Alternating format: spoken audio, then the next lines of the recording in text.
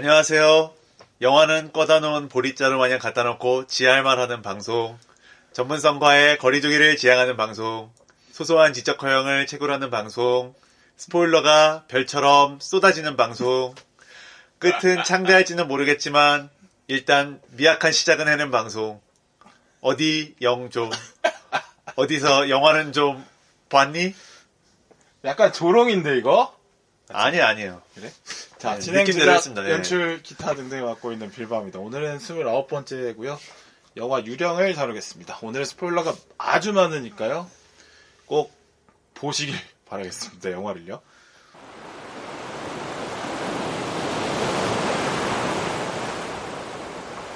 자, 2분 나왔습니다. 인사하세요. 네, 안녕하세요. 을지로에 황금관 하나 짓고 싶은 남자 이분입니다. 뭐 짜왔네? 황금관 갖고 싶어요? 왜 집에? 극장, 제 이름의 극장을 갖는 게 저만의 또 로망이기 때문에. 근데 극장 사양산업인데 괜찮겠어요?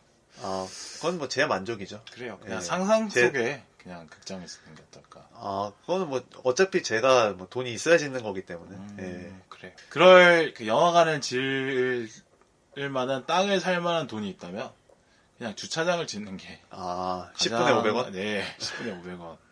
그 정도면 싸죠. 10분에 500원이면. 네, 그렇게 해서 그게 더 돈이 많이 된다. 맞습니다. 그런 말씀드리고 싶고요. 네. 자, 아바타만에 또 한 달 만인데 그렇죠. 저는 좀 아바타 편이 좀 많이 아쉬워가지고 네, 녹음도 조금 문제가 있었고 편집도 제가 너무 잡스럽게 해놔가지고 아니 정말 좀 뭔가 그 방송의 정수를 느낄 만한 편집을 해주셔가지고 그래요? 예, 오히려 좀 청취자분들이 너무 날 것으로 생각하셨었나? 이런 생각이 들더라고요. 내용 진짜 좋은 게 많아요. 예, 내용은 괜찮았는데 네, 꼭 한번 지금 안 들으셨던 분들이 계시면 그래요. 꼭 한번 들어보셨으면 좋겠습니다. 네. 내가 혼자 한 에피소드보다 적게 나올지. 네. 이거 좀 충격이지 않나. 영이 안 서네요. 그래서 나는 또 그 괜히 부르나 이런 생각도 하고. 올빼미의 성공에 저도 좀 취하지 않았나 자책도 하게 되고. 말했잖아요. 올빼미의 성공은 팟빵 분들의 도움이 있다. 그러면 저희는 팟빵 분들에게 휩쓸리는 건가요? 휩쓸린다니? 당연히 쫓아가는 거지. 그분들의 발걸음에. 그렇게 표현을 하는 게 맞다고 생각을 합니다. 그분들이 발걸음을 걷지 않으시면 저희도 뭐 걸을 수 없는 건가요? 반항하겠다는 게 아니라 아바타의 성적이 아쉬워서 그렇습니다. 그렇군요. 네. 근데 아바타가 다시 팟빵분들의 선택을 받기에는 시기를 놓쳐버려서 그러니까 부탁을 드릴 수밖에 없습니다. 아바타 3가 나올 때 꼭 다시 한번 찝어주셨으면 하는 작은 소망이 있습니다. 그때 그럼 제가 편집을 다시 해서 리마스터링으로 제임스 카메론도 1편 리마스터링 한 것처럼 너무 편집을 잡다하게 했어. 그때 약간 의욕이 넘쳐가지고 효과를 막 내가 아직 효과에 대해서 이해를 못하고 있는데 막 써가지고 안타까운 것 같고요. 어쨌든 아바타 2 편을 안 들어보신 분이 있다면 들어주십사 하는 말씀을 드리면서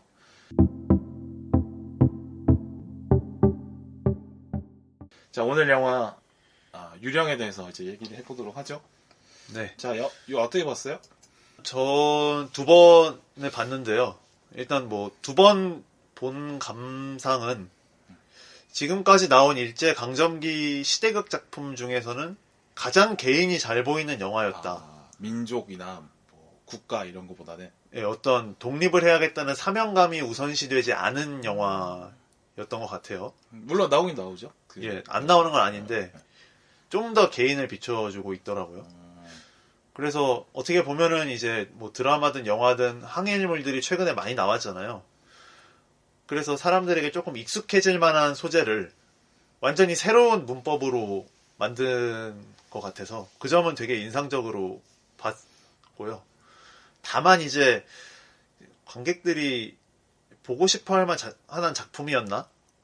조금 큰 영화에서 기대할 만한 무언가가 더 있었으면 좋았을 텐데 하는 아쉬움이 있었어요. 제가 볼 때는 우리 이분이가 영화를 잘 이해를 못해서 그런 얘기 하는 것 같고요. 제가 볼 때는 이게 영화에서 힌트를 많이 던져주는데 초반에 그 힌트를 캐치 못하면 영화가 약간 이해가 안 되고 어렵다. 근데 캐치를 하면 이해가 안 될 것 같은 부분도 잘 이해가 되긴 한다. 그래서 초반의 설정에 좀 집중을 해보는 게 저는 중요하다고 생각을 하고요. 그리고 일단 새로운 접근이 많이 보였어요. 네. 아까 말했듯이 개인주의적인 접근도 좋았고, 또 뭐 사랑의 관점으로 풀어내는 것도 되게 좋고, 그게 흐름 자체도 좀 다르고 신선하고, 지금 성적이 좀 많이 안 좋은데, 많이 안 좋죠. 성적이 좀 지금보다는 더 좋을 수 있다. 평가가 너무 좀 아쉽게 됐다. 라는 말씀을 드리고 싶고, 교섭보다 무조건 잘 돼야 된다. 이거는. 교섭보다 잘 돼야 된다. 빌바오님이 교섭에 대해서 굉장히 안 좋게 보고 계신 걸 알고 있어가지고. 이게 스코어가 2배 이상 차이 나는 거에 대해서 저는 아직 납득을 못하고 있어요. 좀 개탄스럽다? 분명히 이거는 부가시장에서 유령이 교섭보다 좋은 평가를 받을 것이다. 이런 생각을 합니다. 이거 외계인도 그랬듯이 그럴 수 있다라고 생각을 합니다. 일단 이제 본격적인 얘기 해보도록 하죠.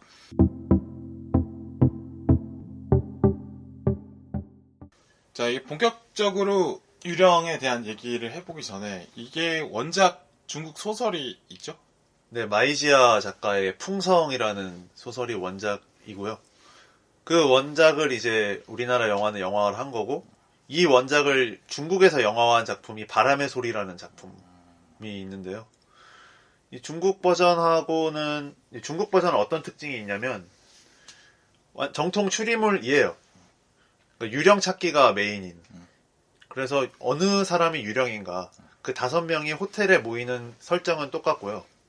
그 5명 중에 누가 유령일까를 굉장히 헷갈리게 배치를 해서 정말 추리의 과정에 몰입하게끔 만든 작품이었습니다. 근데 이번에 나온 이제 한국 영화 유령은 그거랑 좀 다른 접근을 하고 있는 거죠? 완전히 다르죠. 많이 달라요. 그래서 1회차를 보고 2회차를 보고 저희가 지금 녹음을 하고 있는데, 네, 본날 지금 녹음을 하고 있죠. 말씀을 드리면 1회차를 서로 따로 봤을 때 평가가 2회차를 봤을 때 평가가 아예 바뀌었습니다. 그렇죠. 1회차 때 많이 갈렸죠. 근데 이제 이분이는 평가가 많이 바뀌었고 저는 많이 그대로 바뀌었죠. 평가가 그대로입니다. 그래서 누가 영알못인지 아닌지 평가를 수 있는 그런 시간이다 라고 말씀을 드리고 싶고, 저는 첫 번째 봤을 때랑 두 번째 봤을 때랑 평가가 똑같았습니다. 내가 본 그 해석과 평가가 맞았고, 두 번째 보면서 이게 좀 더 내용을 알면서 보니까 좀 더 악의가 맞아떨어지면서 완벽하게 이해가 됐다. 저는 그렇게 봤어요.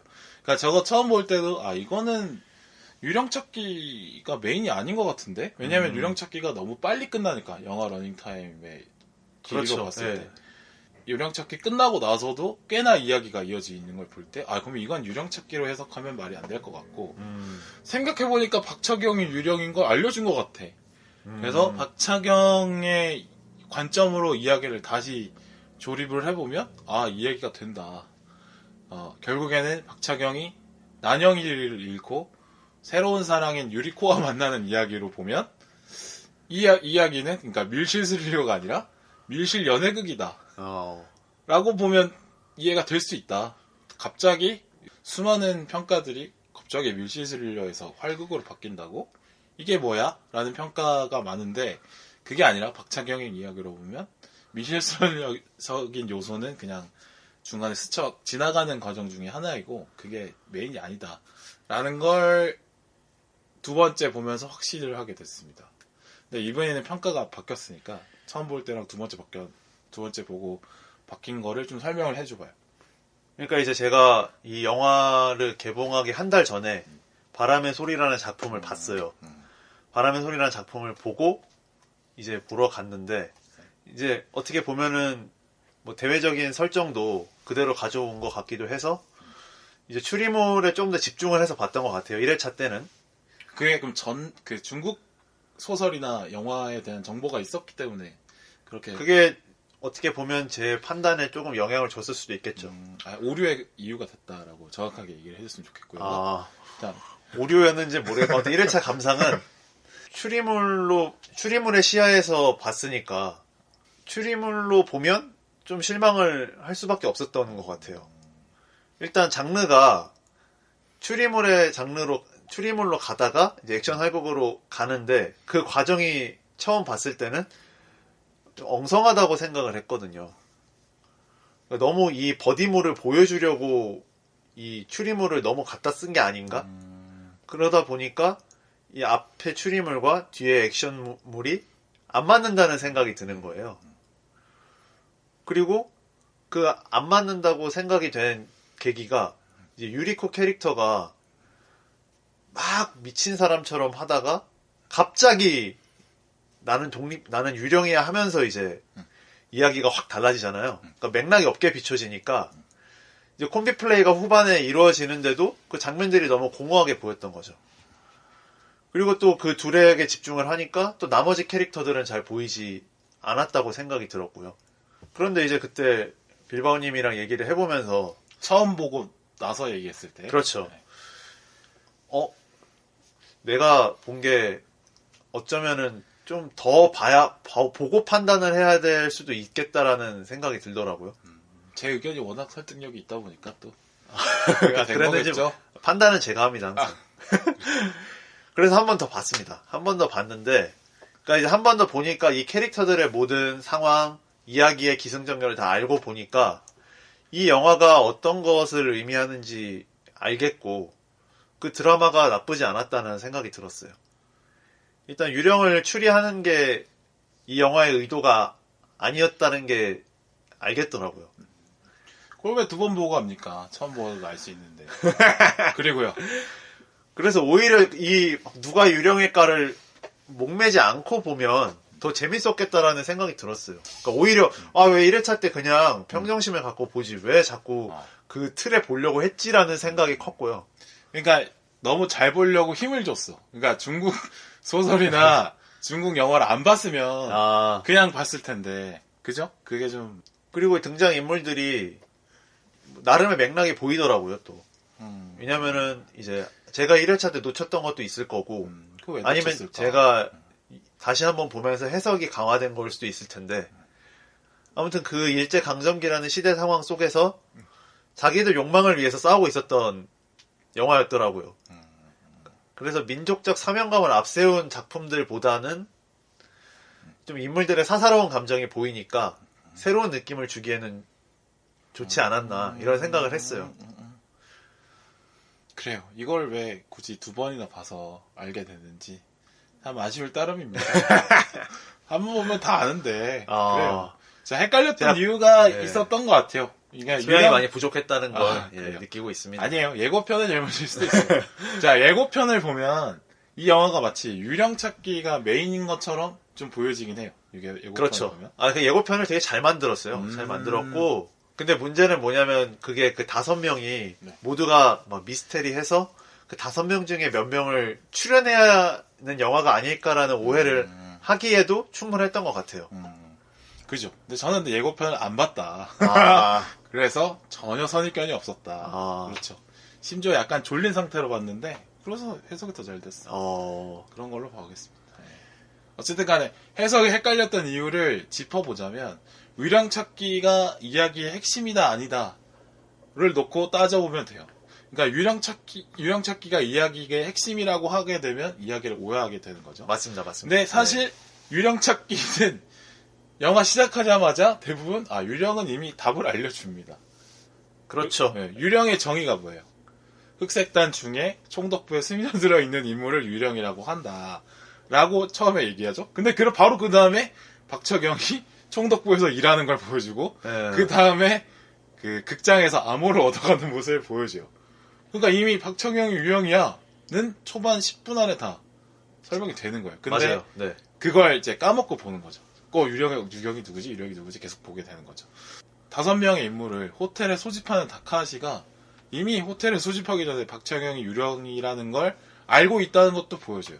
조선신궁에서 그 암살 시도가 일어났을 때 난영이가 죽고 나서 그 총독부 직원들을 쫙 모아놓고 다카하시가 그 사이를 지나가면서 다카하라야? 네, 하라요. 네. 오케이. 다카하라가 그 직원들 사이를 가르면서 지나가면서 박철경과 눈이 마주쳐요. 그 장면도 있고 그 다음에 두 번째는 다카하시가 박철경의 집을 털어요. 몰래. 근데 거기 가서 드라큘라 책이 있다는 걸 확인해요. 그것도 보여줘요. 그리고 영화관에 그거는 박철경의 집을 턴 게 아니에요. 박철경 턴 거 맞아요? 난영의 집을 턴 거예요. 둘이 같이 사는 거예요. 같이 산다고요? 네. 따로 사는 거 아니에요? 둘이 같이 사는 걸로 나는 봤는데. 따로 사지 않아요? 어쨌든 드라큘라 네. 책이 있다는 그렇죠, 거를 그렇죠. 보여줘요. 예. 그리고 네네. 그다음에 영화관 포스터에 드라큘라가 있다는 것도 보여주고. 그렇죠. 그다음에 영화관에 박찬경이 앉아 있는 것도 다카시가 확인. 이게 제일 강력한 힌트였다고 봅니다. 사실은 근데 그게 뒷모습이어서 확인을 한 건지 안 한 건지 좀 헷갈리게 나오는데 그건 저는 두 번째 보면서 확신을 했어요. 정확하게 박찬경이 있는 자리를 시선이 꽂힙니다. 그 자리. 그리고 옷이 똑같았죠. 그냥 옷이 똑같죠. 그 조선신고 행사랑 옷이 똑같아가지고 똑같고 또 다카하라가 그 시선을 박찬경 자리로 보냅니다. 거기서 확신을 한 거지. 박찬경이 유령이라는 걸. 그러니까 호텔에 가기 전에 적어도 다카하라는 박찬경이 유령인 걸 알았어요. 근데 박찬경은 본인이 다카하라에게 들킨지 몰랐던 거지. 호텔에 소집이 됐을 때 박찬경은 자기가 유령이 들킨지 아직 모르고 안 들킨 채로 살아나가려고 노력을 하고 있는 거고. 다른 유령이 있다면 그 친구를 찾아서 살려나가야겠다를 미션으로 삼게 된 거죠. 일단 어쨌든 간에 유령 찾기가 시작되기 전에 이미 끝나 있다. 라는 걸 알면 영화가 재밌게 볼 수 있다는 거. 네, 저도 동의합니다. 그 다음에 두 번째는 유리코의 갑작스런 어떤 급발진이라고 할까? 갑자기 무쌍을 찍기 시작하는 그 장면이. 네네. 이게 뜬금이 있다? 아니다. 뜬금 없다. 뜬금이 없다라고 생각할 수는 있어요. 왜냐면. 저는 첫 번째 볼 때 정말 뜬금없다고 생각을 했어요. 그렇죠. 근데 또 보면 뜬금이 있다. 미리 깔려 있다. 네네. 그러니까. 거기 디테일이 많이 숨어 있더라고요. 많이 숨어 있어요. 예. 박찬경이 유령이라는 증거가 이제 영화 티켓인데 그 티켓을 갖고 있다는 게 유령이라는 증거인데 그거를 책에 숨겨놓죠. 호텔에 도착을 해서. 유리코가 박찬경이 뭘 숨겼다는 걸 봤어요. 근데 그리고 뭘 숨겼는지 보니까 얘 유령이네? 내 동료네? 유리코는 알은 거죠. 그렇죠. 근데 그거를 또 무라야마가 볼까봐 그걸 숨겨줘요. 맞아요. 유리코가. 네. 그리고 본인이 티켓을 숨겨서 박찬경을 도와줬다는 걸 유리코가 박찬경에게 티를 내요. 정확하게 그렇죠. 테이블 위에 그 책을 올려놓고 티를 내요. 그러면서 근데 그 장면 봤을 때는 유리코가 갑자기 왜 박찬경을 돕지? 라고 생각은 할 수 있어요. 근데 그제 유리코가 이제 그 두 번째 소집에서 5명이 다시 모였을 때 무쌍을 찍고 무쌍을 찍기 시작하면서 이해가 되는 거죠. 그래서 그랬구나. 그래서 그랬구나. 그리고 확실해지는 건 회의실에서 무쌍을 찍고 그다음에 박찬경과 유리코가 탈출을 해서 무기고에서 무기를 챙기면서 대화를 하는데 그때 유리코가 자신의 허벅지에 상처를 보여주면서 이거 만주에서 고문 받아서 생긴 거고 이거는 뭐 총독부에 들어와서 첫 번째 봄에 생긴 거고 겨울에 생긴 거고 알려주면서 얘가 유령이었구나라는 거를 알려줍니다. 그러니까 처음에는 잘 티가 안 나게 살짝 보여주고 나중에 확실하게 설명을 해주는 거죠. 그러니까 먼저 사실은 이제 그 급발진 무쌍 찍기 전에 정확하게 알려준 게 아니라 나중에 알려주는 방식을 택했기 때문에 유리코의 그런 갑상스러운 무쌍이 급발진처럼 느껴질 수는 있다. 그러나 뒤에 설명을 해줬다. 아예 맥락이 없는 건 아니다. 그렇죠. 근데 우리 이제 영화를 모신 이분이는 그게 급발진이다라고 얘기를 했죠. 그렇게 볼 여지가 있긴 했었죠. 뭐 어떻게 여지가 있죠? 아니 그러니까 이제 그거를 영화를 다 보고 나서야 알았던 거지. 네. 영화를 보는 동안에는 급발진이라고 생각할 여지가 있었잖아요. 나도 갑자기 왜 그러지? 라고 생각을 했는데 뒤에 네네. 이제 흉터 보여주면서 설명을 해주잖아요. 그래서 그랬구나 라고 이해할 수 있게는 만들어줬죠. 그렇죠. 그래요. 네네. 이걸 왜 두 번 보고 안 하는지 모르겠어요. 그래요. 자, 그래서 이런 어떤 해석을 쉽게 하기 어려운 부분 포인트들이 있었기 때문에 관객들이 이 영화의 의도가 정확하게 잘 이해를 못하게 된 상황이 된 것 같아요. 너무 촘촘했던 게 아닌가 싶어요. 그렇죠. 오히려 그러니까 여러 번 보니까 여러 번 봐야 이해를 더 풍부하게 할 수 있는 텍스트 다 보니 그죠. 저처럼 뛰어난 사람이 아니고서야 두 번은 봐야 되는 그런 상황이라고 봅니다. 저가 워낙 뛰어나 보니까 나는 한 번에 보고 알아버렸지 뭐야. 여러분 정말 대단한 방송을 듣고 계십니다. 나는 알아버렸지 뭐야. 이렇게 탁월한 식견을 가지신 우리 빌바오님의 방송을 맞습니다. 자주 들어주십시오. 그래야 저도 매달 한 번씩. 그러지 마라. 악플 달린다. 그래, 그렇다는 네. 거고. 예. 그냥, 저는 이제 적어도 이분이보다는 훨씬 낫다. 아. 그 얘기는 확실한 요 얘기를 하고 싶었어요. 뭐 제가 뭐 잘났겠습니까? 못난 놈보다 더 못난 놈이 있는 거죠. 그렇게 보면 되겠습니다. 네네.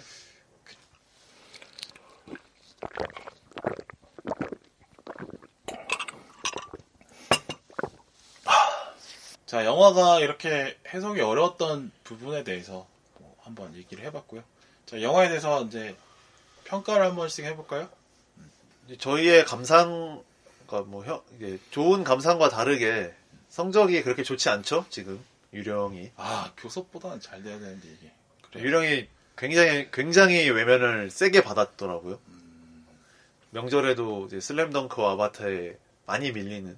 사실은 내 슬램덩크랑 아바타를 본 사람이 한 번 더 보는 게 사실 유령이나 교섭 보는 것보다는 값어치가 더 높다고는 생각을 합니다. 저도. 네. 근데 교섭은 또 1등을 했단 말이에요. 물론 뭐 폭발적인 흥행은 못했는데. 그러니까 교섭이 영화가 너무 색깔이 확연하고 메시지가 뻔하고 막 그래서 그래요. 영화가 좀 쉬워요. 단선적이어서. 네. 훨씬 그러니까 메시지도 정확하게 보여주고 그다음에 연기도 좀 이렇게 이해가 쉽게 하는 연기를 보여주고 그렇습니다. 유령은 그거에 비해서 좀 더 고텍스트죠. 그렇죠. 맥락이 더 복잡하죠. 그런 것 같고 일단은 그래도 교섭보다는 유령이 더 많은 사람들이 봤으면 좋겠다는 생각이 들긴 해요. 그러니까 외면은 이렇게 세게 봤는데 작품인가라는 생각은 들어요. 물론 뭐 엄청나게 대박 흥행을 하기는 어렵겠다라는 생각은 했거든요. 보면서 좀 어렵기도 하고 그다음에 쉬는 날 편하게 볼 수 있는 영화는 아니라는 생각은 들었어요.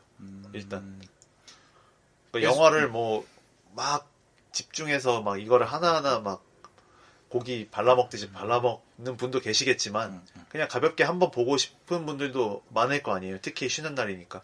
그것도 명절 때는 사실은 이제 1년에 영화관 2번 가는 분들. 그렇죠. 그런 분들이 영화를 보는 시기이기도 하기 때문에 좀 어려우면은 외면을 받을 수는 있죠. 그렇죠. 근데 한편으로는 또 너무 이제 예고편이나 홍보 방향 자체가 이 5명 중에 유령이 누군가를 찾는 것에 집중시켜서 관객들이 오해하게 한 측면도 있었던 것 같아요. 그죠. 그게 어떻게 보면은 그 매력적인 포인트긴 해요. 왜 엑스 마피아 찾기 이런 예, 그렇죠. 재밌긴 하니까. 근데 사실은 이 영화는 마피아 찾기가 아니었기 때문에 네네. 좀 포인트가 달랐죠.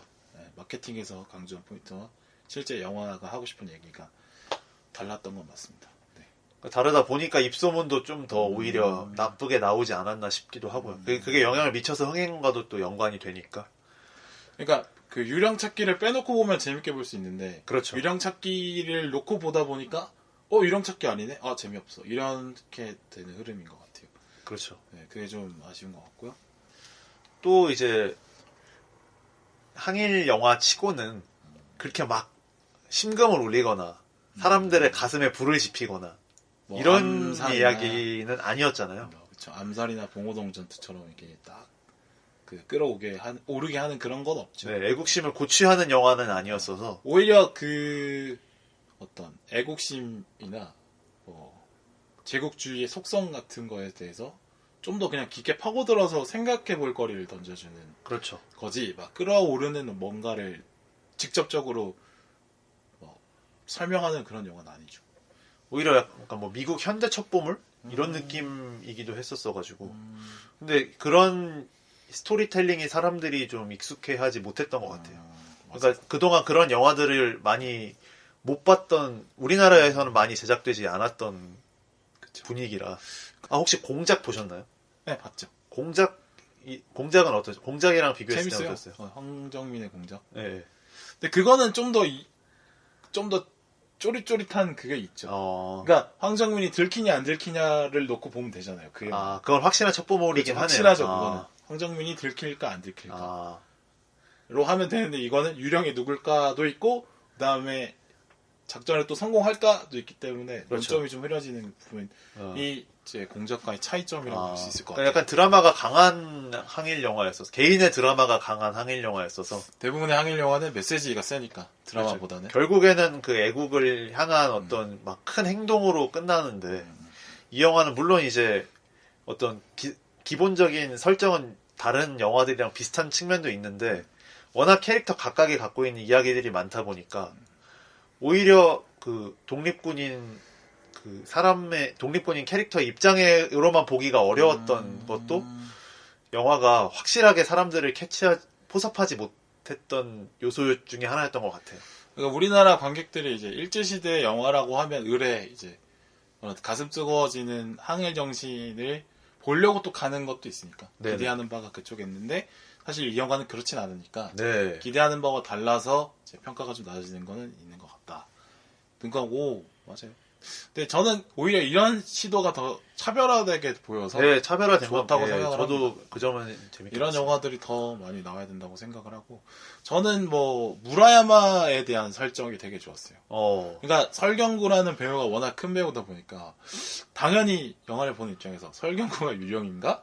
이런 생각을 제일 먼저 하게 되잖아요. 근데 만약에 설경구가 진짜 유령이었으면 너무 뻔한 이야기가 됐겠죠. 그러니까 총독부에서 일하는 한국인이라는 어떤 숨어있는 한국인이라는 설정이 너무 뻔할 뻔했는데 그런 메시지도 더 되게 뻔해졌을 거예요. 존재를 들키고 죽어가지만 동료를 살리고 뭐 이런 결말로 네. 갔을 거예요. 근데 그런 결말로 갔다면 너무 재미가 없었고 오히려 설경구가 유령이 아니라는 게 더 반전이지 않나. 그래서 좋았고 오히려 설경구가 선역이 아니라 악역으로 아예 치달려주면서 오히려 주인공들을 더 빛나게 만드는 좋은 빌런이었다고 생각을 해요. 그리고 계속 지치지도 않냐? 정의를 말하는 게 지치지도 않냐? 너네가 뭔데 왜 계속 그러냐?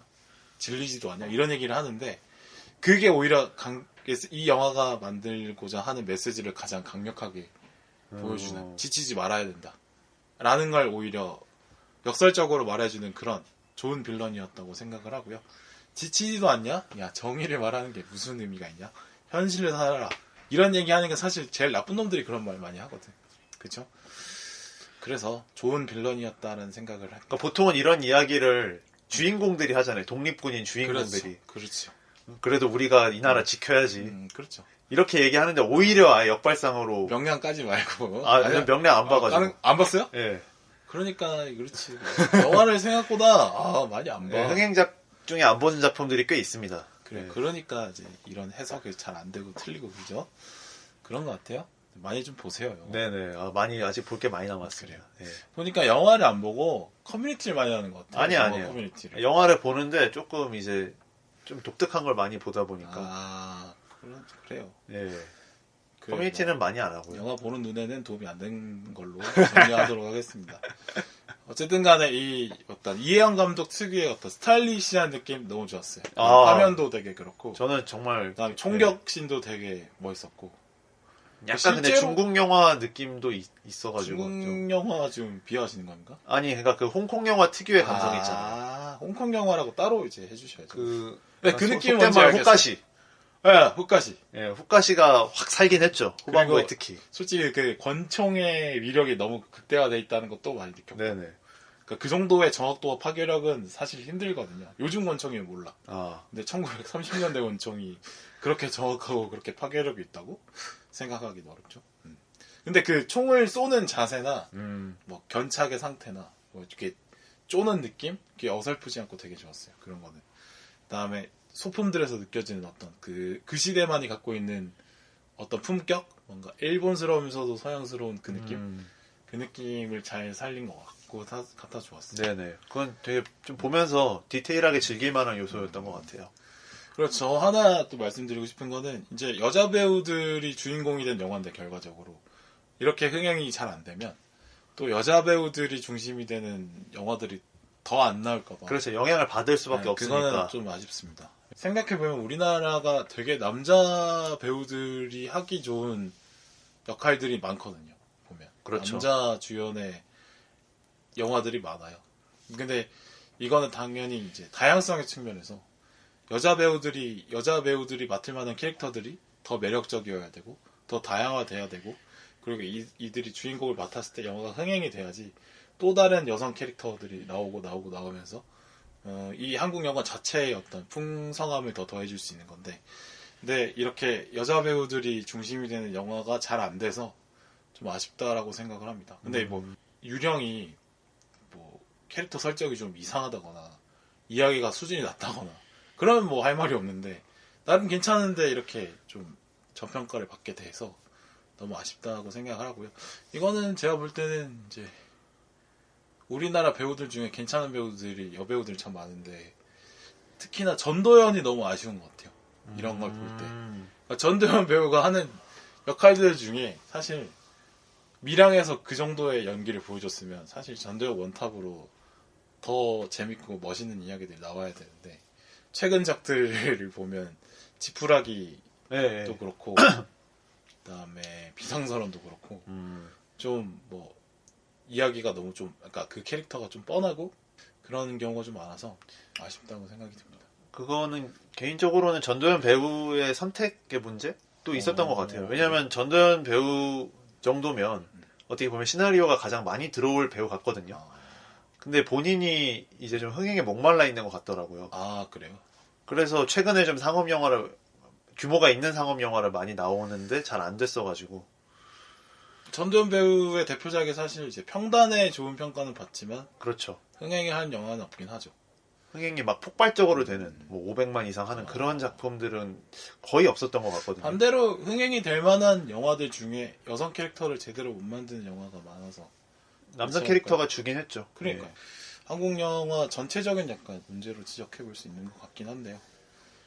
그래 그렇고요. 자, 이번에 작품에 나왔던 배우들 얘기를 한번 해볼게요. 이번에 되게 좋은 배우들이 많이 나왔죠. 뭐 설경구, 이한희, 박소담, 박혜수, 서현우 배우까지 그리고 김동희 배우도 나오고 전체적으로 다 괜찮았어요. 연기들은 좋았던 것 같고요. 그래서 그리고 제가 예고편을 봤을 때 되게 이한희 배우의 안 보이던 표정이 많이 나오더라고요. 예고편 상으로 봤을 때도 이한희 배우의 새로운 이미지? 맞아요. 새로운가 많이 나왔어서 약간 올빼미의 유해진처럼 새로운 느낌을 본편에서 좀 많이 줄 수 있지 않을까 했는데 오히려 물론 초중반부 그 본인이 유령인 걸 알면서도 그 호텔에 들어가서 긴장감을 조성하는 데까지는 저는 굉장히 괜찮았다고 보는데 오히려 그 활극으로 돌아오면서 캐릭터 자체가 조금 밋밋해져 버리니까 연기가 더 빛나지 못했던 점이 아쉬웠어요. 근데 박차경 캐릭터 같은 경우는 약간 이제 그 사랑을 잃으면서 좀 메말라버린 캐릭터를 연기하고 있기 때문에 그래서 초중반부에 되게 좀 인상적인 장면들이 많잖아요. 네. 맞아요. 그래서 저는 좋았다고 생각을 들었어요. 예, 뭐 전체 나쁘진 않았는데 더 캐릭터가 확 치고 나올 상황에서 어찌됐든 이야기가 중심이다 보니까 조금 물러날 수밖에 없었던. 오히려 절제하는 연기를 했다고 보는 게 그쵸. 좋다고 생각할 수 있고 그리고 무라야마나 요리코가 힘을 빡빡 주고 목소리를 크게 내고 이런 캐릭터다 보니까 그렇네. 상대적으로 좀 차분하게 가주는 캐릭터가 필요하기도 하고 또 이야기를 끌어가는 캐릭터가 맞기 때문에 그거는 뭐 나쁘지 않았다고 보고 오히려 그 절제하는 연기를 봐서 좀 좋았어요. 우리 이한희 배우 생각하면 떠오르는 대표작들 보면 이제 극한직업이나 뭐 타짜 이런 걸 봤을 때는 막 까랑까랑한 소리 내면서 그렇죠. 아니면은 완전 뭐 에너지가 넘치는 그런 역할을 했었던 게 우리가 기억하는 이한인데 그렇지 않고 이한이도 저렇게 절제되고 무표정한 걸로도 연기를 할 수 있구나를 봐서 저는 또 오히려 좋았어요. 네. 그리고 다른 배우들은 막 특별히 막 다시 보인다 이런 느낌은 없었던 것 같아요. 의외로. 그러니까 배역들이 전반적으로 각본에 어찌됐든 세팅되어 있는 선에서 연기를 해야 되니까 막 특출나게 뭐 연기를 잘했다 뭐 이렇게 보이진 않았었어요. 모든 캐릭터가 입체성을 띠는 거는 사실 어려운 일이다 보니까 몇몇 캐릭터들은 조금 그냥 세팅된 느낌을 받기도 하는 것 같긴 해요. 어쩔 수 없죠. 영화는 시간이 한정적이니까. 그렇죠. 전형적인 캐릭터가 필요할 때도 있고 전형적인 캐릭터가 전형적일 만한 이유도 또 있는 거고 실제로 모든 사람이 입체적이지도 않지도 해요. 어떤 사람들 그렇죠. 중에 겉과 속이 똑같은 사람도 있기도 하니까. 그렇죠. 그래요. 그러니까 배우들이 다 열심히 했다는 게 보이긴 했어요. 그리고 전반적으로. 특히 이제 박혜수 배우 같은 경우는 한국어를 하나도 안 쓰는 배역이었잖아요. 그렇죠. 근데 그런데도 감정을 되게 잘 살려서 표정도 되게 그 타카하라 역할에 맞게 잘 연기를 했다는 생각이 들어서 어찌됐든 전체적으로 다들 연기는 잘 하셨다. 그리고 저는 서현우 배우가 맡았던 천계장 캐릭터 이제 중반부에 퇴장을 하긴 했지만 굉장히 인상적인 물론 모든 그런 시대극에서 조금 극의 분위기를 이완시켜 주려고 등장하는 캐릭터들이 있잖아요. 아예 모든 영화에나 다 이제 코믹 릴리프를 담당하는 캐릭터는 있죠. 근데 조금 새로운 느낌이었어요. 확실히 그 시대에 보기 힘들었던 캐릭터. 그러니까 오히려 고양이를 그 시대만 있을 것 같은 약간 그러니까 고양이를 소중하게 생각하고 막 반듯반듯하고 막 오타쿠스러운. 예, 좀 어딘가 모르게 좀 축축한 느낌도 있고 그러면서도 뭔가 꼼꼼한 느낌도 있고 좀 속을 알 수 없는.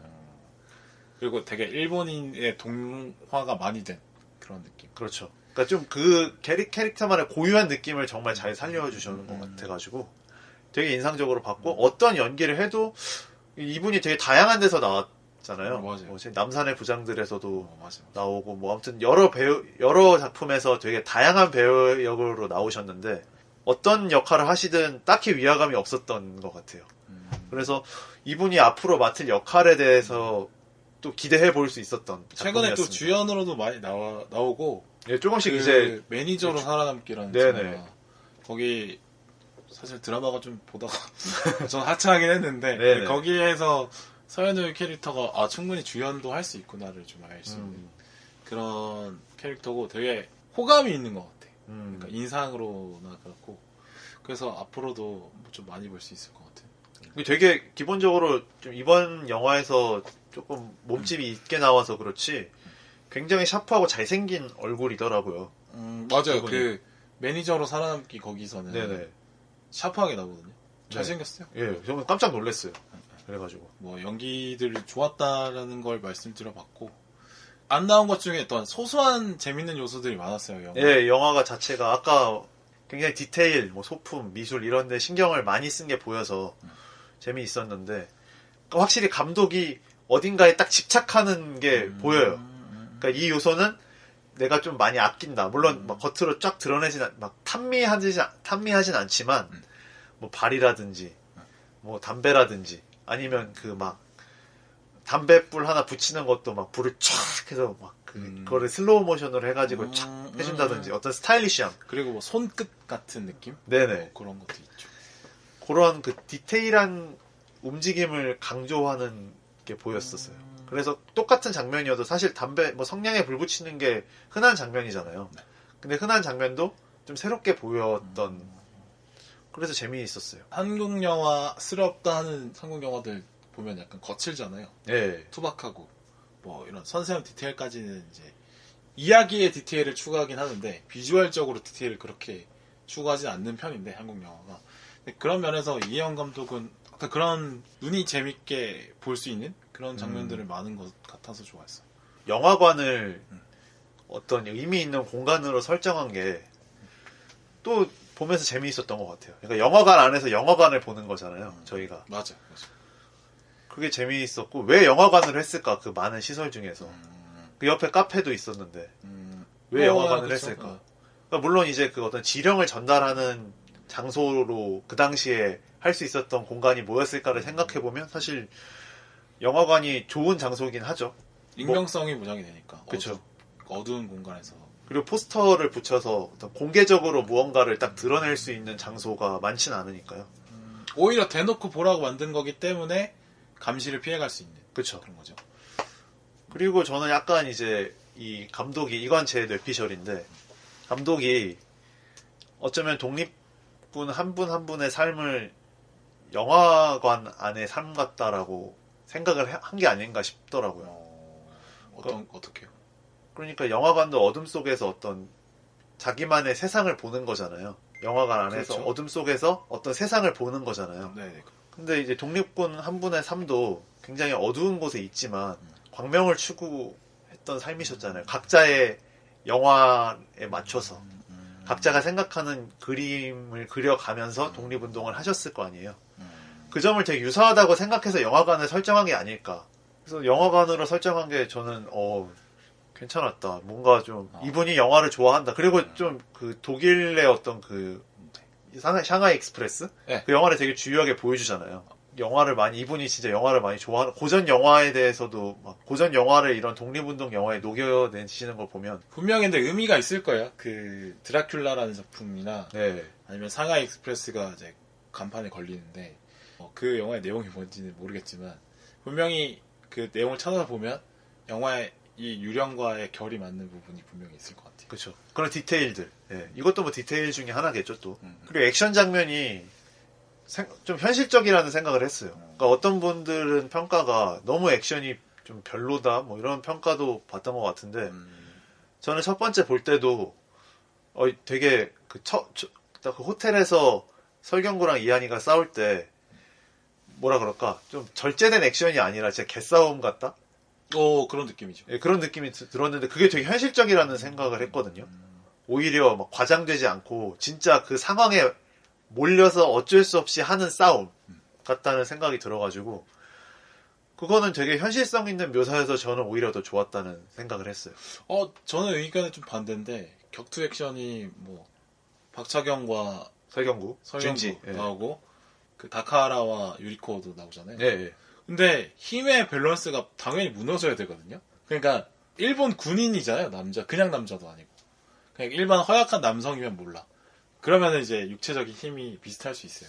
근데 신체 단련을 똑같이 하는 남성과 여성이라면 당연히 남성이 힘에서 앞서는 게 당연한데 힘 대 힘으로 붙는 느낌이어서 좀 그러니까 싫진 않았는데 저거는 조금 이제 영화적인 느낌이네. 허용이네. 이렇게 생각을 했거든요. 그러니까 뭔가 주먹의 강도나 치고받는 게 약간 비슷한 느낌으로 가잖아요. 난 그게 불가능하다. 특히나 그 장면. 그 다카하라가 유리코를 칼로 이제 위에서 덮쳐가지고 누르면서 죽이려고 할 때 사실은 남자는 남자면은 그게 칼이 얼굴과 얼굴 사이에서 왔다 갔다 해가지고 막 긴장감 있게 막 이게 찔릴까 안 찔릴까 이거를 보게 되는 장면이 나오는 게 맞는데 근데 남성과 여성의 완력 차이는 생각보다 크기 때문에 그 장면이 그러니까 유리코가 저걸 버틴다고? 그 위에서 누르는 힘을 버틴다고? 는 생각이 그거는 좀 저럴 리가 있나 하는 생각을 하긴 했어요. 그건 좀 과장됐다. 그러니까 유리코가 약하다는 게 아니라 당연히 그거는 누르는 사람이 유리할 수밖에 없는 포지션이기도 한데 이제 근력 차이도 있으니까 그 장면은 좀 그냥 영화적 허용이구나 생각을 했고요. 저는 재밌게 본 거는 이제 담배였어요. 담배가 처음부터 끝까지 계속 나오는데 이제 담배가 이제 박차경의 사랑 영화라는 걸 알려주는 소재죠. 그러니까 처음에 보면 난영에게 박창영이 담배불을 붙여주잖아요. 왜냐면 사랑하는 사이니까 박창영이 난영에게 담배불을 붙여주는 거예요. 근데 두 번째 담배가 나오는 장면은 유리코가 박창영에게 야, 불 좀 붙지 마라 이렇게 얘기하는데 불 안 붙여주잖아요. 억지로 붙여줬나? 처음엔 그냥 성냥을 딱 들이밀다가 불 하니까 성냥을 딱 켜서 붙여주죠. 그죠. 예. 그러니까 사랑하는 사이가 아닌 거예요. 근데 마지막에는 담배불을 서로 폈던 담배를 나중에는 주죠. 담배를 서로 뺏어서 필 정도로 친근함이 생기고 마지막에는 서로 이제 담배를 같이 피는. 그러니까 이 담배를 통해서 박차경과 난영은 사랑하는 사이였고, 근데 난영은 죽었고, 그리고 박차경이 이제 유리코와 새로운 사랑을 하게 됐다라는 걸 보여주는 그런 관계의 변화를 담배로 표현을 했다고 생각해요. 이렇게 영화가 박차경 이야기라고 이렇게 알려주는데 그걸 한 번에 못 알아채고 답답한 사람. 이분이 바보 메롱. 자, 저는 이 영화를 보고 나서 나치를 후드려 까는 컨텐츠들이 많은데 많죠. 그것에 비해서 일제를 후드려 까는 컨텐츠는 많은가? 는 생각이 들었어요. 그러니까 역사에 지은 죄의 양을 따지고 보면 사실 뭐 비슷하잖아요. 양을 누가 더 죄를 많이 졌다라고 따질 순 없지만 그렇게 밸런스가 차이나는 건 아니죠. 둘 다 엄청난 전쟁 범죄를 저지른 집단이죠. 나치와 일제는. 보면 나치를 비판하고 그거를 목적으로 만들어지는 컨텐츠들은 상당히 많아요. 어떻게 보면 또 컨텐츠 제작하는 입장에서는 아주 좋은 재료죠. 어떻게 도덕적 논란을 신경 쓰지 않고 막 다뤄도 상관이 없잖아요. 왜냐면 그만큼 나치가 엄청난 전쟁 범죄들을 많이 저질렀기 때문에 나치를 그냥 뭐 잔인하게 죽여도 되고 아예 나쁜 놈으로 묘사를 해도 되고 아무런 상관이 없죠. 그만큼 좋은 소재이기도 하니까 그만큼 컨텐츠가 많이 제작이 되는 것도 같아요. 근데 그거를 비판하는 것이 아니라 진짜 나쁜 놈이고 나쁜 짓을 했기 때문에 걔네들의 나쁜 짓을 계속 알려주는 건 상당히 필요한 일이죠. 물론 뭐 정치적인 입장에서 접근하면 이 세상의 헤게모니를 영미권에서 지고 있고 또 영미권에서 그 헤게모니가 확실해진 전쟁이기도 하기 때문에 2차 세계대전이 그 헤게모니에 대한 어떤 확고함을 만들기 위해서 나치를 공격하는 뭐 그런 컨텐츠들이 많이 나오는 거는 뭐 당연하다 말씀을 드리고, 근데 그것에 비해서 일제를 까는 컨텐츠는 그만큼 많이 있느냐?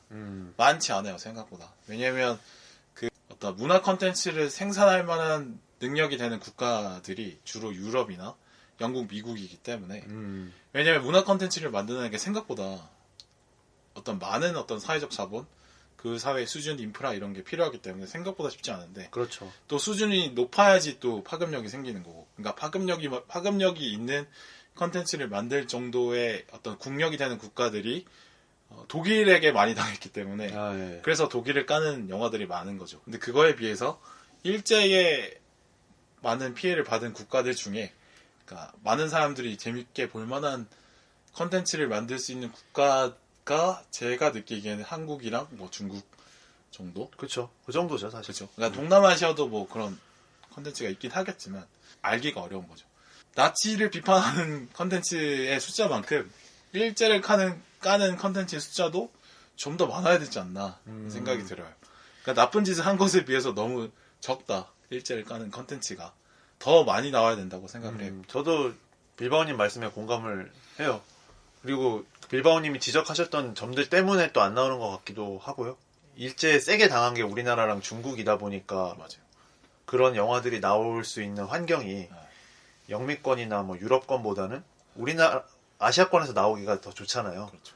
그러다 보니까 오히려 범세계적으로 호응할 만한 작품이 만들어지긴 어려운 것 같기도 하고, 물론 원체 만들어지는 것 자체도 어려운 측면도 있지만, 왜냐하면 또 근대가 제일 제작비가 많이 들어가니까. 그렇죠. 그리고 또 피해를 크게 당했으니까 또 그냥 보여줄 수는 없잖아요. 그렇죠. 돈을 써서 보여줘야 되는데, 뭐 중국이야 돈을 많이 써서 영화를 만들 수 있다지만 우리나라 영화 같은 경우에는 시대극 만들려면 뭐 요새는 150억 이상은 투입을 해야 되고 유령도 170억 정도 들였거든요. 그러다 보니까 일제를 정밀 타격할 만한, 그러니까 일제 그 문제를 총체적으로 타격할 만한 작품보다는 일단 활극, 블록버스터, 오락성을 먼저 신경 쓸 수밖에 없는 것 같아요. 작품들이 전반적으로. 아니면은 뭐 미스터 션샤인이나 그런 것처럼 감정 라인으로 가든지, 다양한 시각, 더 많은 시각으로 보여지는 일제시대 작품들이 나오기가 어려운 측면이 있다는 게 저도 좀 아쉽더라고요. 제작 환경의 여력 때문에. 그렇죠. 그러니까 감독, 뭐 각본가, 아니면 뭐 설정 이런 거에 차이만 있지 결국에는 다 비슷한 내용들 선에서 제작될 수밖에 없는 것 같더라고요. 그나마 이번 유령이 굉장히 좀 그런 점에서 파격적인 시도였던 것 같기도 하고요. 관객들도 어찌됐든 새로운 걸 원할 테고 같은 시대를 조명을 해도 좀 더 다른 관점을 보고 싶어 할 것 같긴 하거든요. 더 쾌감이 넘치는 작품들도 많이 나왔으면 좋겠어요. 마스터즈 같은 거 네네. 많이 나왔으면 좋겠어요. 근데 또 고증을 너무 좋아해가지고 막 아예 그냥 기존의 역사를 모조리 해체시켜버리는 영화 이런 것들은 막 고증이 어쩌고저쩌고 하면서 좀 꺼려하는 분위기가 있는 것 같아요. 아직 제가 느끼기에는. 그렇죠. 엄격하죠. 네. 저는 뭐 물론 맞는 말 했고, 예. 이런 그 일제를 비판하는 컨텐츠는 계속 더 많이 나와야 된다고 생각을 하고, 그러니까 우리가 사실 동북아 질서를 세팅하는 역할을 할 수도 있잖아요. 영국처럼, 미국처럼. 그러니까 이 문화 컨텐츠를 통해서 어떤 이 정치적인 질서, 외교적인 질서의 정당성이 우리한테 있다라고 영국과 미국이 컨텐츠를 만들면서 그걸 계속 세계 전체에 주입을 하는 건데, 우리도 그런 걸 할 수 있다고 생각합니다. 그만큼의 문화적인 경쟁력을 갖고 있고, 심지어 더 문제는 일본 애들은 2차 대전에 대해서 반성을 안 했어. 독일은 그렇게 반성을 했는데도 그렇게 계속 까는데, 그렇죠. 일본 애들은 아직 반성도 안 했는데 그만큼 까는 컨텐츠도 많이 안 나와.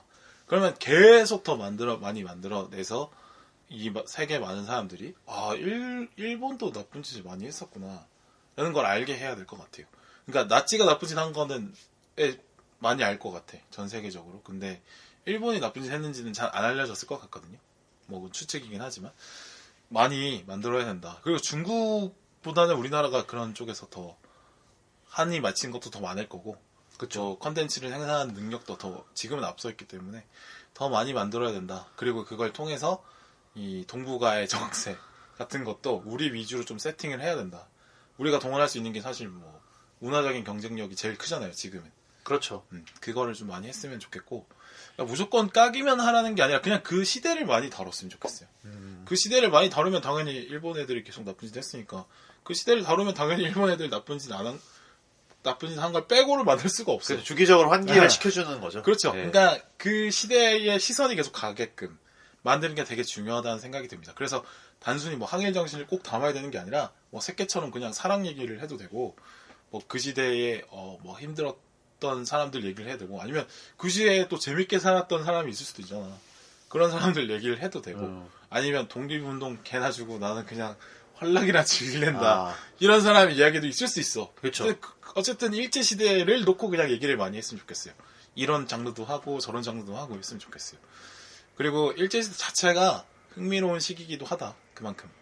여말선초 이야기가 많은 것처럼 이방원 얘기로 지금 몇 개의 작품이 나오는 거야. 그렇죠. 그런 것처럼 일제시대 얘기가 나라가 교체되기도 하고 또 기술 환경이 아예 바뀌는 시대. 그러니까 미스터 선샤인 보면 어떤 사람은 농민 시대의 어떤 감성으로 살아가고, 어떤 사람은 아예 개화돼서 민주주의가 탑재된 상태로 살아가기도 하고, 아니면 일제에 완전 동화돼서 살아가기도 하고, 그런 사람들의 어떤 다양한 가치관들이 부딪히는 시기인데 그만큼 재밌는 얘기가 많이 나올 수도 있고 또 민족적으로도 많이 섞이는 시기이기도 해요. 그러니까 일제시대에 외국인이 있어도 이해가 되고, 그렇죠. 뭐 중국인이 있어도 이해가 되고 다 이해가 되는 시기야. 그러니까 그만큼 이야기를 만들려고 해도 할 게 많다. 그래서 많이 파고 들었으면 좋겠다라는 생각이 듭니다. 좋은 어떤 고기 같은 느낌이죠.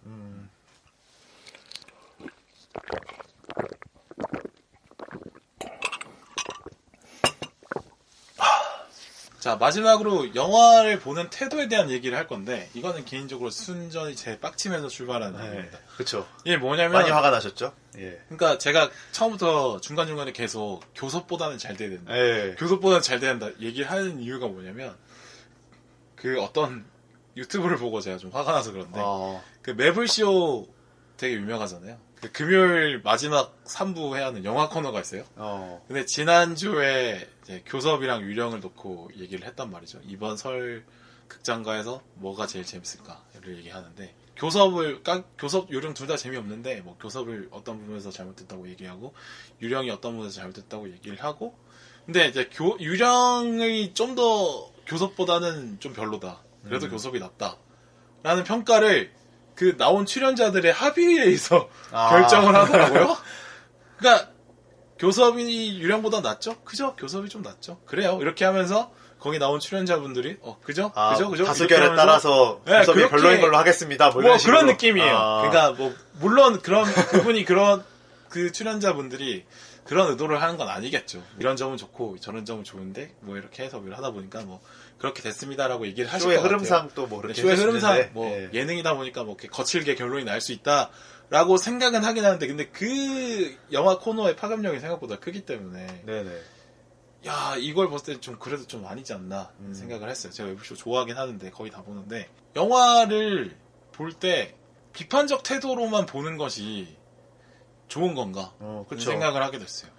그게 요즘 약간 그 영화 좀 많이 보는 사람들 사이에서 일종의 약간 무슨 쿨병 같이 그걸 그렇게 해야만 되게 쿨한 감각을 가진 사람처럼 취급이 되잖아요.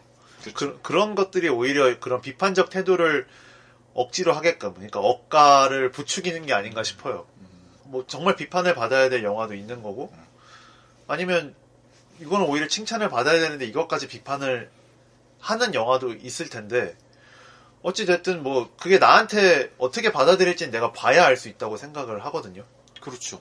그리고 상대방도 뭐 아예 다르게 느꼈을 수도 있고, 근데 일단 어떤 뭐 권위 있는 사람들이 비판적인 태도를 취하면 그게 무슨 어떤 하나의 지침서, 바이블처럼 사람들이 맹신을 해버리니까. 그러니까 우리나라 사회가 정답을 내는데 너무 또 네. 익숙하다 보니까. 근데 영화를 보는 게 내가 재밌자고 보는 거고. 그렇죠. 그러니까 이 영화의 여론과 나의 감상이 얼마나 일치하는지가 중요한 게 아니라, 그렇죠. 내가 재밌게 보는 게 제일 중요한데, 영화에 대한 여론이 어떤가와 나의 견해는 어떻게 다른가를 그쵸. 넣고 계속 영화를 보게 되게 만드는 것 같긴 해. 그러니까 박스오피스 순위가 내 취향과 똑같지 않은데 자꾸 그 순위 높은 것만 취급을 하게 하고 뭐 높더라도 평가가 별로면 아 그래 나도 되게 재미가 없겠나 보다 라고 생각을 해버리니까 그 점이 좀 아쉬운 거죠. 그래요. 그러니까 자기 스스로 보고 이해하고 판단하는 게 더 중요하다는 거죠. 그렇죠. 그리고 권위 있는 분들이 또 너무 그런 그 영화에 대한 억가를 어떤 식으로든 뭐 물론 예능이기 때문에 어쩔 수 없이 하신 것도 있으셨겠지만 너무 그렇게 해버리면 그러니까 어느 정도 권위를 갖고 어느 정도 지식이 있으신 분들이 그렇게 결론을 내버리면 그 영화에 미치는 파급 효과가 좋지는 않을 것 같거든요. 그러니까 제가 그 영화 전문가로서 그 등장하는 분들의 말씀을 들어보면 그러니까 자기의 영화관, 자기의 영화 지식에 영화가 맞지 않으면 아 이건 잘못됐고 틀렸어 라고 얘기를 하려고 하는 것 같아요.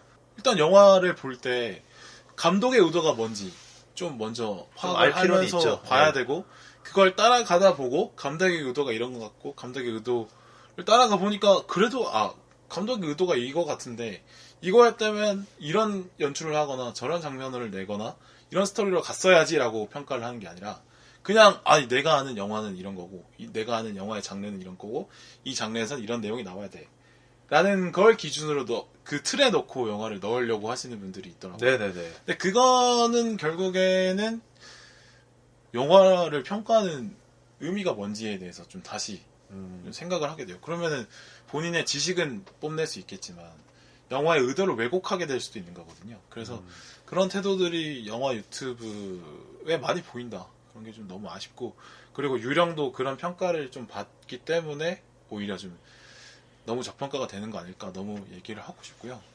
그러니까 저는 영화를 비판적으로 보는 태도에 대해서도 좀 비판을 하고 싶은 거예요. 영화가 의도대로 좀 따라가 보는 것도 필요하다. 일단 이해를 해보려고 먼저 보는 것도 필요한 것 같습니다. 영화를 솔직히 까는 거 마음이 있으면 어떻게든 깔 수 있어요. 사실은.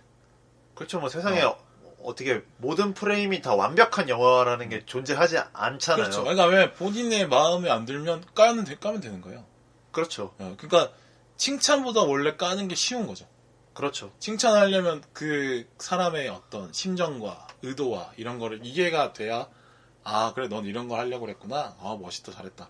라고 칭찬이 되는 거고 근데 까는 거는 그냥 자기 기준에 놓고 내가 마음에 안 들면 까면 되는 거예요. 그래서 칭찬보다 까는 게 훨씬 쉽고 칭찬을 하는데 오히려 노력이 더 많이 든다는 걸 좀 이해를 하고 그래서 자신이 막 이거에 대해서 막 까고 이런 게 대단한 것처럼 하는 게 아니라 좀 더 고민을 더 담아서 까야 된다고 생각을 하고요. 정밀하게 까야죠.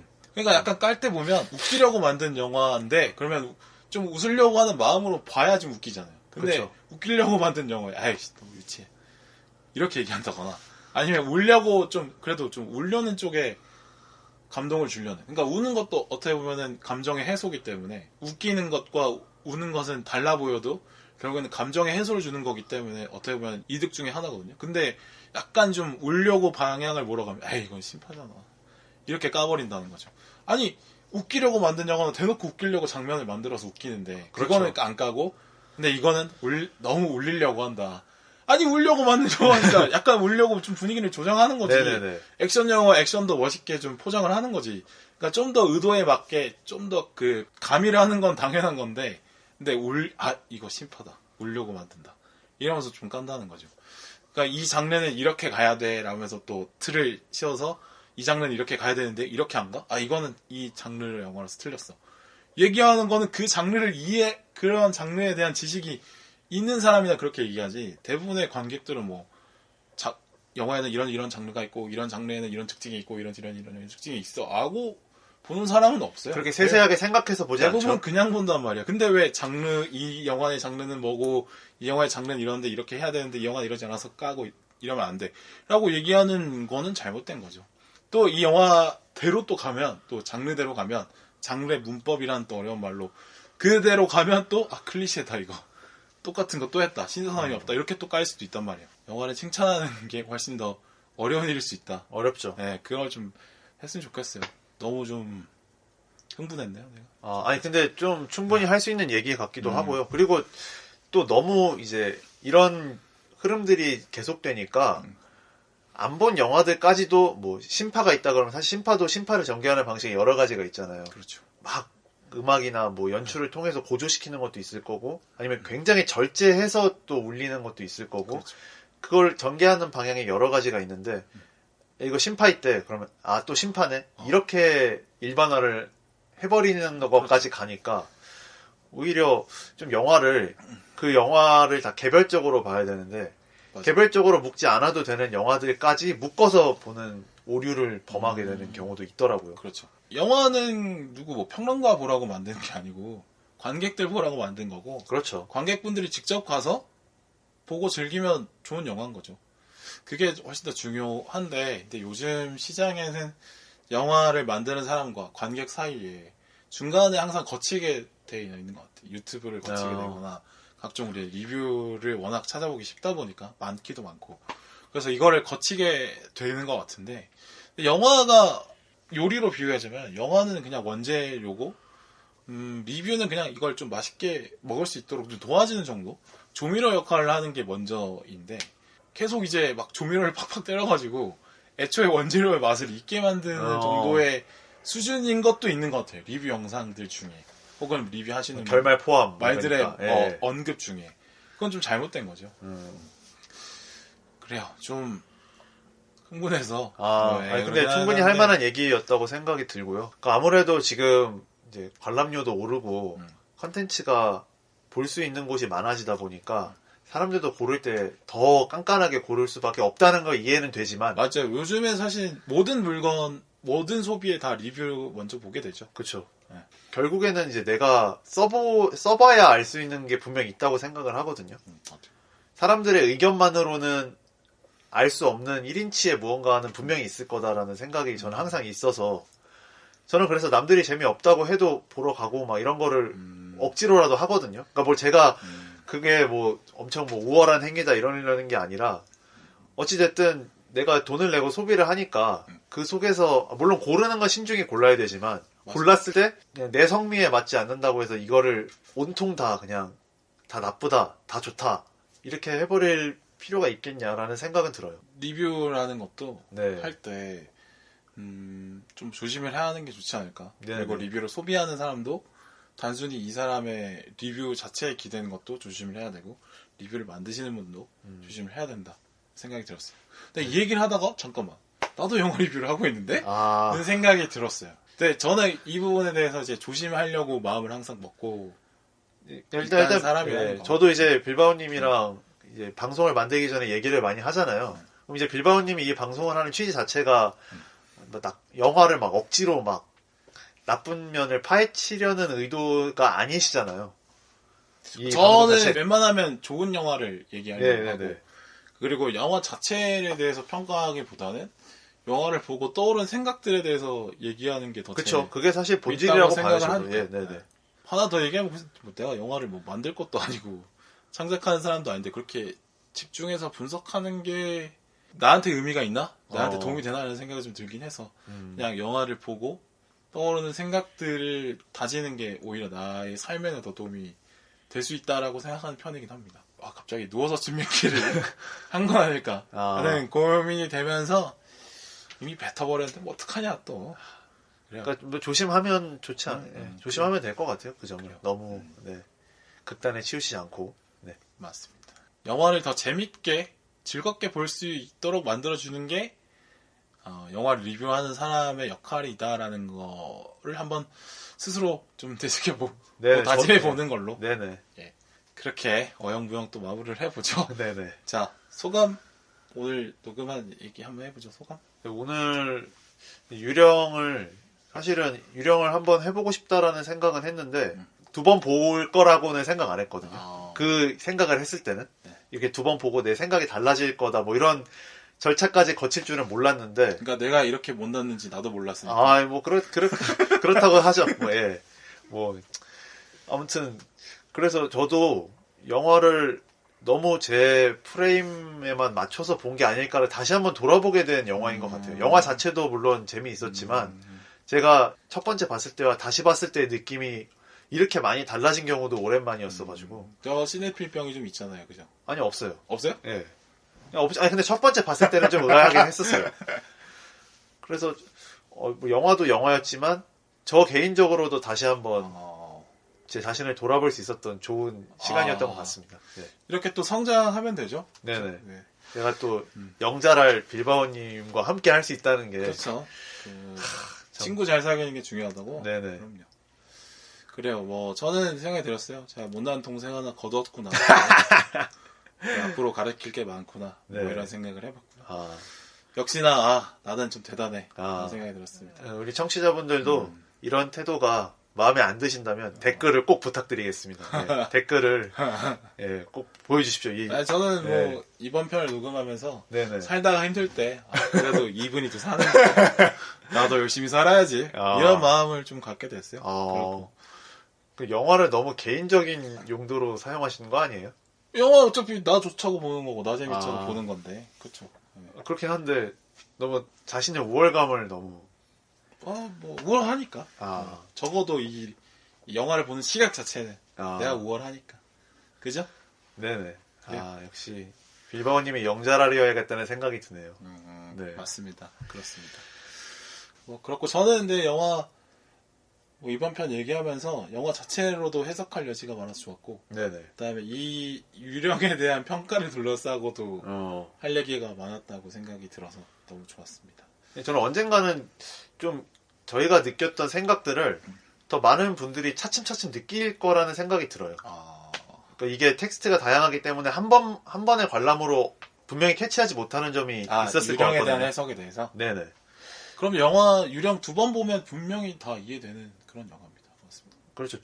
이제 여러 번 보시거나 아니면 조금 더 뭔가 디테일을, 아무튼 그 추리극의 그거 함정에만 안 빠지신다면 충분히 그러니까 네가 너무 잘하려고 왜 중국 그 작품을 먼저 봐가지고 아니 비교를 해보려고 했다가 저도 함정에 빠진 말려버렸어. 항상 그 자체 그 순간에 집중해라. 맞습니다. 카르페 디엠이라고 들어봤어?